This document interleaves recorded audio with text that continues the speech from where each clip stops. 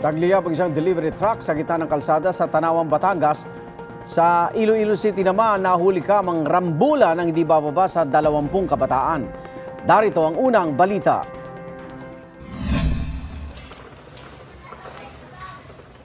Habulan at batuhan ng bote at kahoy ang nahuli kam na rambulan ng kabataan sa barangay Tansa, Baybay, Iloilo City.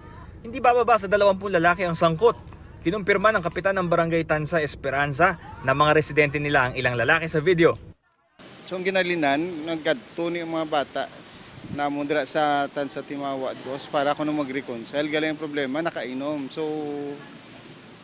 dito, basta may naglinag sa na yung natabo, kaginlagas sila sa mga taga-Tansa Timawa dos ng mga kabataan.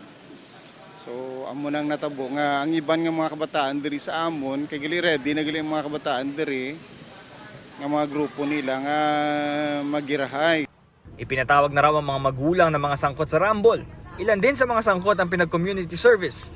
May 2 ipinadala sa Crisis Intervention Unit ng LGU dahil wala ng pamilya. Sa Naga, Camarines Sur, isa naman ang sugatan sa rambulan sa Barangay Triangulo. Inaresto ang 4 na lalaki. Ayon sa pulisya, nakainom ang mga suspect nang mangyari ang insidente. Isa raw sa mga lalaki ang kumuha ng bote at pinukpok sa ulo ng biktima. Itinakbo ang biktima sa ospital at nagpapagaling na. Naharap sa reklamong alarm and scandal and physical injury ang mga arestado na walang pahayag. Patuloy ang investigasyon sa pinagmulan ng away.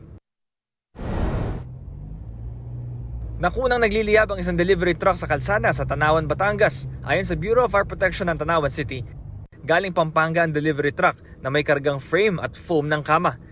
Kakatapos lang daw nito mag-deliver sa Batangas at pabalik na sana sa Quezon City. Ay naramdaman daw nila mainit. Tinabi nila. Nakita nila yung nag-aapoy na yung likod. Sa inisyal na investigasyon, posibleng ang baterya ng sasakyan ang sanhi ng apoy. Ligtas ang driver at 2 pahinante ng delivery truck. Tinatayang nasa 500,000 pesos ang pinsalang dulot nito. Sa Lipa City, nahuli ang isang sawa sa loob ng lumang TV sa Barangay Kumba. May haba itong mahigit 6 na talampakan o 2 metro. Hinala ng pamilya, matagal na sa labas ng kanilang bahay ang sawa. Siguro sir, matagal na yun doon.